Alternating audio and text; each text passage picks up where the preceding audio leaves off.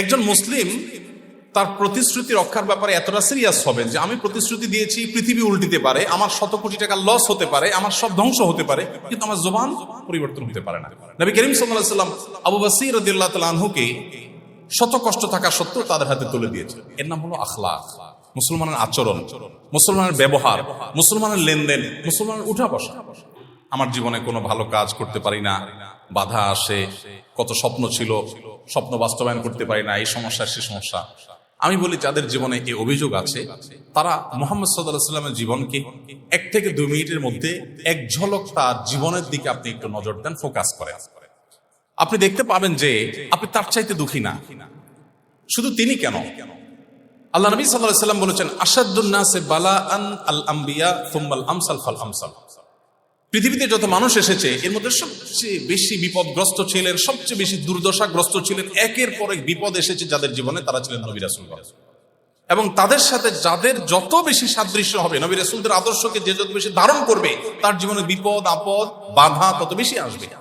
আপনি আমাদের নবী সাল্লাল্লাহু আলাইহি ওয়াসাল্লামের কথা যদি খেয়াল করেন দেখবেন তিনি পৃথিবীর আলো দেখবার আগে আগে তার বাবাকে হারিয়েছেন। মায়ের গর্ভে থাকতেই বাবা দুনিয়া থেকে চলে গেলেন।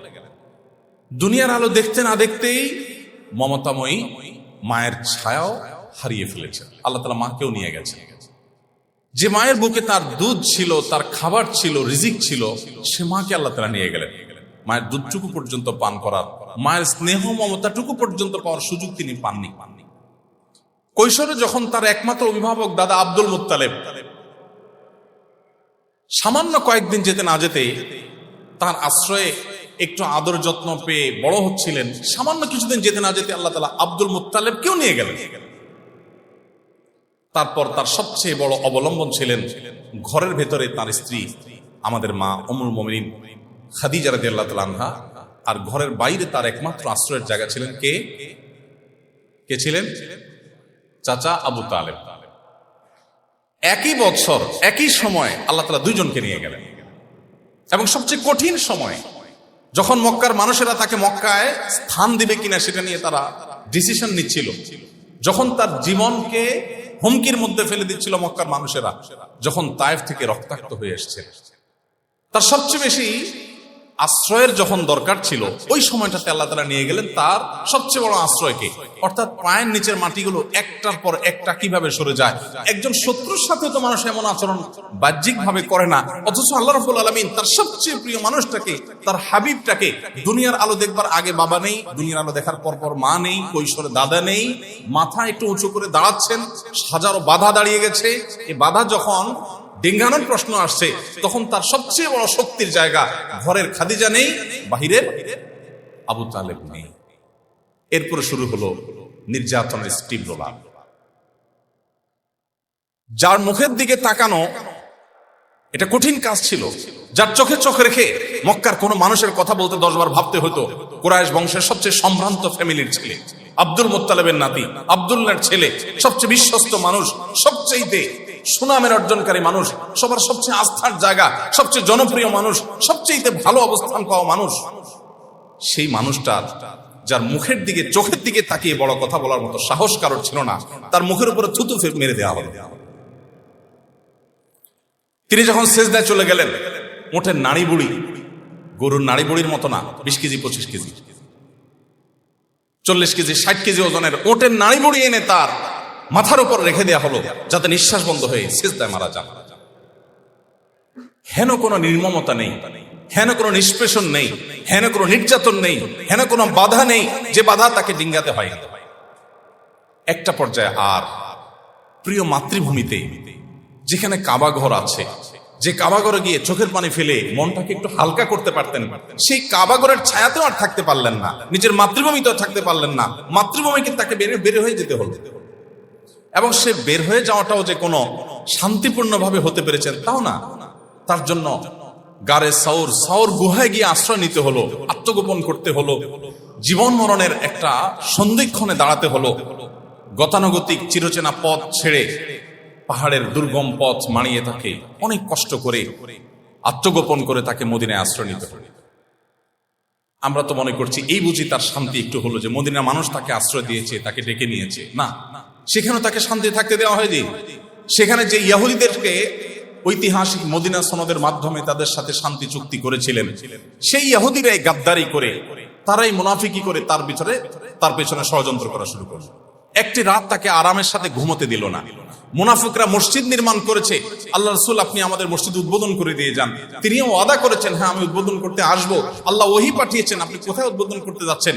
ওরা পাথর রেখেছে রেডি, আপনি উদ্বোধন করতে গেলে উপর থেকে পাথর ছেড়ে আপনাকে হত্যা করবে, এটা তাদের ষড়যন্ত্র। একদিকে মদিনার ইহুদিদের শয়তানি, আরেকদিকে মুনাফিকদের ষড়যন্ত্র, অপরদিকে মক্কার মুশরিকদের বদর, উহুদ, তাবুক, খন্দক, একটার পর একটা যুদ্ধ চাপিয়ে দেওয়া, বেদুইনদের ষড়যন্ত্র, তখনকার পৃথিবীর পরাশক্তি রোমানদের ষড়যন্ত্র, সকল ষড়যন্ত্র একসাথে চতুর্দিক থেকে আসলো। আপনি নবী সাল্লাল্লাহু আলাইহি ওয়াসাল্লামের পুরো জীবনে যদি পাঠ করেন, আপনি অবাক হবেন, তার সারা জীবনে আরামের সাথে আমরা যেরকম ফুর্তি করি, রিল্যাক্স করি, একটু কাজের ভারে হালকা হওয়ার চেষ্টা করি, এই রিল্যাক্সের সুযোগটা তার জীবনে কখনো আসেনি। আশ্চর্যের বিষয় হলো, যার সারা জীবন এরকম দুঃখে ভরা, কষ্টে ভরা, বাধায় ভরা, কাঁটায় পরিপূর্ণ তার প্রতিটা পথ, সেই মানুষটা হলেন পৃথিবীর সবচাইতে সফল মানুষ। এত বাধার পর একটা মানুষ টিকে থাকায় যেখানে চ্যালেঞ্জের ব্যাপার, তিনি ছিলেন পৃথিবীর সবচেয়ে সফল মানুষ। কোন অর্থে সফল মানুষ?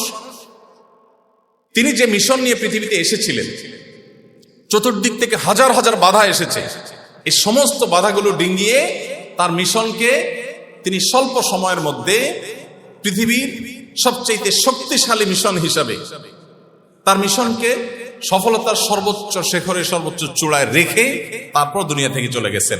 তিনি যে জয় যাত্রা শুরু করে দিয়ে গিয়েছেন, সেটাকে আবু বকর, ওমর রাদিয়াল্লাহু তাআলা আনহুম এবং খোলাফারা পরবর্তীতে নিতে নিতে কোথায় নিয়ে গেছেন? গোটা পৃথিবীর অর্ধেক মুসলমানদের পায়ের নিচে চলে এসেছে। যে মক্কা থেকে তাকে বের করে দেওয়া হয়েছে একরকম কোন প্রকার রক্তপাত ছাড়া, সেই মক্কায় আবার তিনি এসে সসম্মানে সগৌরবে প্রবেশ করেছেন। বিশেষ করে যারা অভিযোগ করেন যে আমি দুঃখে আছি, কষ্টে আছি, আমার জীবনে কিছু হয়নি, সে ভাইদেরকে, সে বোনদেরকে বলতে চাই, আপনার জন্য নবী সাল্লাল্লাহু আলাইহি ওয়াসাল্লামের চাইতে বড় অনুপ্রেরণা, তার চাইতে বড় মোটিভেশন কার লাইফে হতে পারে, যে এত বাধার মধ্যে থেকেও মদিনা 10 বছর কাজের সুযোগ পেয়েছেন। এই 10 বছরে তো একটা মানুষ তার ক্যারিয়ার করতে পারে না, ক্যারিয়ার বিল্ড আপ করতে পারে না। তিনি এই 10 বছরে তার পুরো মিশনকে এমন সাকসেস করে গেছেন, পৃথিবীর ইতিহাসে মুহাম্মদ সাল্লাল্লাহু আলাইহি সাল্লামের মতো জনপ্রিয় আরেকটি মানুষ আপনি দেখাতে পারবেন না। 1450 বছর আগে চলে যাওয়া একটা মানুষ এখনো পৃথিবীতে এতটা প্রাসঙ্গিক, এতটা আলোচনা তাকে সারা পৃথিবীতে করা হয়, এমন একজন মানুষ পাবেন না যে 300 বছর আগে গত হয়ে গেছে আর তিনি এতটা প্রাসঙ্গিক আছেন। মুহাম্মদ নামের যত মানুষ পৃথিবীতে আছে, পৃথিবীতে আরেকটা মানুষ দেখাতে পারবেন না যে এই নামের এত মানুষ পৃথিবীতে আছে। নবী করিম সাল্লাল্লাহু আলাইহি সাল্লামকে নিয়ে যদি আপনি পড়েন, আপনি অধ্যয়ন করেন, সেক্ষেত্রে আপনি মাথা নত করতে বাধ্য হবেন যে এটা কোনো স্বাভাবিক মানুষের জীবন না। তিনি আল্লাহর হাবিব, আল্লাহর রাসূল ছিলেন, তার পুরো লাইফটাই ছিল মিরাকলে ভরা। আমি যে কথা বলার জন্য তার এই জীবনের দুঃখ গাথাটাকে টানলাম, সেটি হলো, এত যার জীবনের দুঃখ গাথা, অবাক করা বিষয় হলো, তার জীবনে কখনো আপনি দেখবেন না যে তিনি কখনো উৎসাহ প্রকাশ করে বিরক্ত হয়ে কোনো ব্যক্তিকে বলেছেন, সরো তো আমার সামনে থেকে, আমার এখন মনটা খারাপ আছে, মেজাজটা খারাপ আছে, বদর যুদ্ধের ঝামেলা চলতেছে, মুনাফিকরা শয়তানি করতেছে, আমি একটু টেনশনে আছি, সরো আমার সামনে থেকে। সিরাতের বই যারা পড়েছেন, এমনকি নবীজি সাল্লাল্লাহু আলাইহি ওয়াসাল্লামের সিরাত যারা অমুসলিমরাও লিখেছেন, এরকম কোথাও আপনি এরকম কোন লাইন বের করতে পারবেন না যে নবী সাল্লাল্লাহু আলাইহি ওয়াসাল্লামের কোনো উৎসাহ প্রকাশ করে কোনো আচরণে কেউ কষ্ট পেয়েছেন। আরে তার যে 10 বছরের সেবক ছিলেন আনাস রাদিয়াল্লাহু তাআলা আনহু, কিশোর আনাস, তিনি বলেছেন, খাদামতু রাসূলুল্লাহ সাল্লাল্লাহু আলাইহি ওয়াসাল্লাম 10 সিনিন, আমি 10 বছর নবী সাল্লাল্লাহু আলাইহি ওয়াসাল্লামের ব্যক্তিগত সহকারীর কাজ, অর্থাৎ একেবারে পার্সোনাল সেবার কাজ আমি দিয়েছি। কিন্তু 10 বছরে একটি বারের জন্য তিনি বলেন নাই, আনাস তুমি এই কাজটি কেন করলে, বা এটা কেন করলে না। শাসনের সুরে, উৎসাহ প্রকাশ করে তিনি বিরক্তির সুরে এই কথাটাও কোনোদিন বলেননি। কিভাবে সম্ভব? একটু টেনশন, একটু পেরেশানি হলে আমরা আমাদের পরিবার লোকদের সাথেও তো একটু রাগারাগি করি, পাশের লোকজনরাও তো সেটাকে সমীহর চোখে দেখে, স্বাভাবিকভাবে দেখে যে একটা লোক রাগ করতে পারে, তার এখন মানসিকভাবে তিনি কষ্টে আছেন। কিন্তু আমার নবী সাল্লাল্লাহু আলাইহি ওয়াসাল্লাম তার পুরো জীবনে এত বাধা থাকা সত্ত্বেও তিনি কখনো কারোর প্রতি বিরক্তি প্রকাশ করে, কারোর মনে কষ্ট হতে পারে এমন কোনো আঘাত তিনি করেননি। তার এতজন সহধর্মিণী ছিলেন, স্ত্রী ছিলেন, স্বাভাবিকভাবে একাধিক স্ত্রী কেন, এক স্ত্রী থাকলেও স্বামী স্ত্রীর মধ্যে বোঝাপড়ার গরমিল হয়, মনোমালিন্য হয়। নবী সাল্লাল্লাহু আলাইহি ওয়াসাল্লামের জীবনে যে হয়নি তা বলছি না, তার জীবনও হয়েছে।